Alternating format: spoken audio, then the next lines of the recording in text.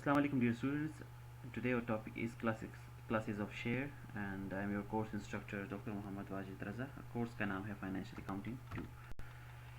आज हम शेयर पे बात करेंगे कि शेयर क्या चीज़ है। So as per the companies act 1956 a share is a share in the share capital of a company. क्या मुराद है जी? आज पिछले लेक्चर्स में हमने कंपनी के बारे में डिटेल से पढ़ा था कि कंपनी कैसे बनती है और उसके स्टेजेस क्या है।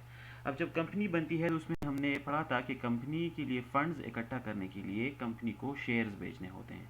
शेयर्स असल में क्या चीज़ है? एक शेयर एक सर्टिफिकेट है जो कंपनी बेचते हैं और जनरल पब्लिक उसको ख़रीदते हैं। तो जिस बंदे के पास भी एक शेयर होगा उसका इससे मतलब है कि इसकी इस कंपनी में मलकियत है उस शेयर जितनी। तो अगर आपके पास 10 शेयर्स हैं और किसी दूसरे बंदे के पास 100 शेयर्स हैं तो आपके पास 10 शेयर्स की मलकियत है उस कंपनी में और दूसरे बंदे के पास 100 शेयर्स की मलकियत है कंपनी में। अब क्लासेस ऑफ शेयर्स क्या है? So A class of share is a type of listed company stock that is differentiated by the level of voting rights the shareholder receive। अब क्लासेस ऑफ शेयर जो है इससे मुराद ये है कि कुछ शेयर्स ऐसे होते हैं, बल्कि कंपनी ये बनाते हैं, वो अपने शेयर्स को मुख्तलिफ क्लासेस में डिवाइड कर देते हैं, जैसे कि class A, class B, class C. अब ये क्लासेस कैसे बनते हैं, इसमें क्या फ़र्क होता है? तो जो क्लासेस होते हैं इनका बेसिक फ़र्क होता है वोटिंग राइट का। कंपनी इस तरह के शेयर्स बना लेते हैं कि एक को ज़्यादा वोटिंग राइट दे देते हैं और दूसरे को वोटिंग राइट कम दे देते हैं। तो उसी बुनियाद पे क्लास ए और क्लास बी शेयर्स बन जाते हैं। अब ये डिफ्रेंशिएशन हम आगे स्लाइड्स में करेंगे। अब सवाल ये पैदा होता है कि हु कैन बाई शेयर, एक शेयर कौन ख़रीद सकता है?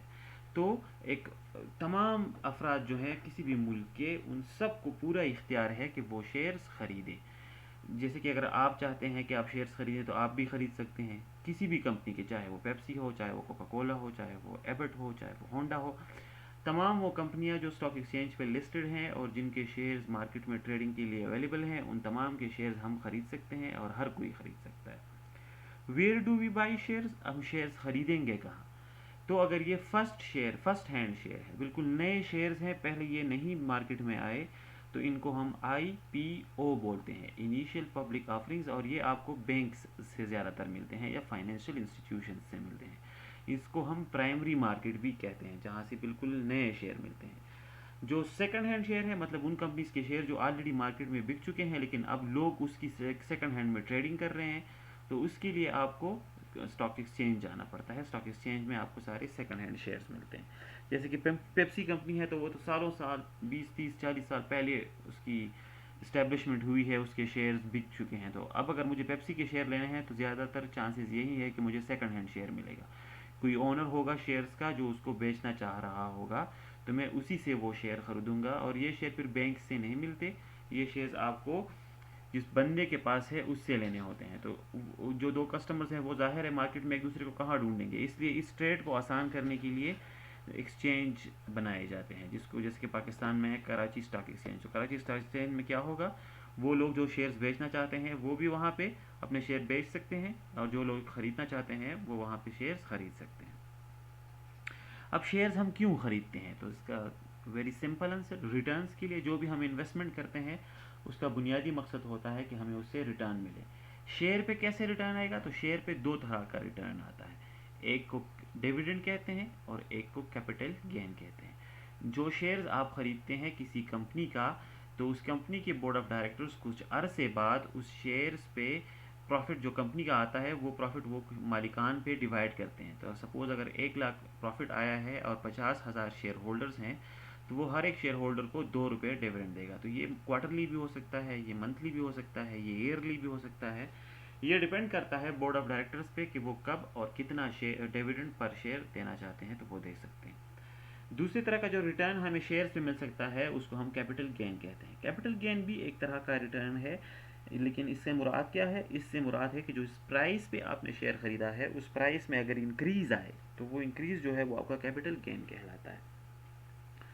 सपोज़ आपने 10 रुपये पे शेयर ख़रीदा था और आजकल उसकी मार्केट में प्राइस 20 है, तो ये 10 रुपीज़ रिटर्न जो आपको मिल रहा है इसको कैपिटल गेन कहते हैं।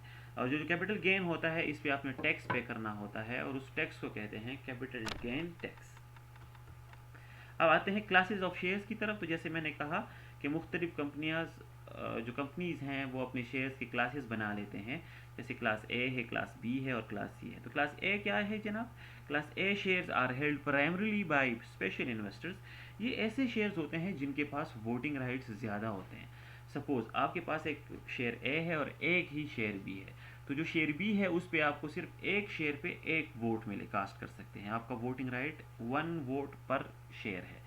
लेकिन अगर आपने क्लास ए वाला शेयर ख़रीदा है तो इसके वोटिंग राइट ज़्यादा हो सकते हैं। फॉर एग्जांपल ये आपको 5 वोट्स पर शेयर दे सकता है या 10 वोट्स पर शेयर दे सकता है। तो जो कंपनीज़ हैं वो चाहते हैं कि उनको कंट्रोल हो मैनेजमेंट पे, वो उस कंपनी के शेयर ज़्यादा मतलब ऐसे फ्रीली मार्केट में नहीं छोड़ना चाहते जिससे हॉस्टाइल टेक ओवर हो, जिससे लोग ज़्यादा शेयर्स खरीदें, 50% से ज़्यादा वोटिंग राइट किसी और के पास चला जाए तो वो तो बड़े आसानी से आपके कंपनी को टेक ओवर कर देंगे। तो इससे बचने के लिए कंपनीज क्या करते हैं, वो क्लास ए और क्लास बी शेयर्स बना लेते हैं। तो क्लास ए शेयर्स वो अपने स्पेशल कस्टमर्स को भेज देते हैं जिनके पास वोटिंग राइट ज़्यादा होता है, और क्लास बी शेयर जो है वो तमाम जो आम इंडिविजुअल्स हैं वो ख़रीद लेते हैं और उनको पर शेयर एक वोट राइट मिल जाता है। Class C shares are typically held by employees.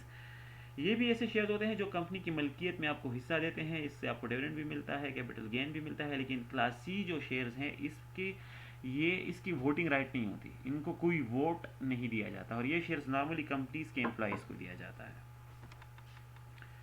अब हमें क्लासिफिकेशंस ऑफ शेयर की क्या ज़रूरत है, हम क्यों शेयर्स क्लासीफाई करते हैं? तो जैसे मैंने पहले अर्ज़ किया कि कुछ कंपनीज़ ये करते हैं, तमाम कंपनीज़ ये नहीं करते और ज़रूरी भी नहीं कि तमाम करिए। सिर्फ वो कंपनीज़ करते हैं जो चाहते हैं कि उनकी जो ओनरशिप है वो किसी और के हाथ में ना चला जाए। ज़्यादातर ये कब होता है, जब एक प्राइवेट लिमिटेड कंपनी होती है जिसकी कुछ ही ओनर होते हैं, वो अपना स्टेटस चेंज करते हैं प्राइवेट से पब्लिक लिमिटेड कंपनी में। तो जब वो पब्लिक लिमिटेड कंपनी पे आते हैं तो ज़ाहिर है फिर उसके शेयर तमाम लोग खरीदेंगे, उसके ओनर्स हज़ारों लाखों में होंगे।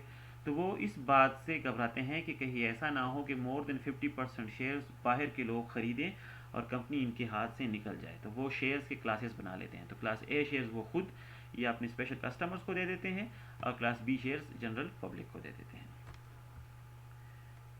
जैसे यहाँ पिक्चर पे भी दिखाया गया है, क्लास ए शेयर्स और क्लास बी शेयर्स, और क्लास बी शेयर्स जो हैं उनके पास वोटिंग राइट्स कम होते हैं। अगले लेक्चर में हम शेयर्स के टाइप्स पढ़ेंगे। आज हमने सिर्फ क्लासेस पढ़े। अगले लेक्चर में हम डिस्कस करेंगे कि शेयर के कितने टाइप्स हैं, जैसे कॉमन स्टॉक्स है, प्रेफर स्टॉक है, फिर रिडीमेबल स्टॉक है, इररिडीमेबल स्टॉक है, कन्वर्टेबल स्टॉक्स है। इंशाल्लाह इसको नेक्स्ट क्लास में पढ़ेंगे। आज के लिए इतना ही। Thank you so much. आपको कोई क्वेश्चन है तो आप मुझसे ईमेल पे पूछ सकते हैं या यूट्यूब चैनल पे कमेंट करें।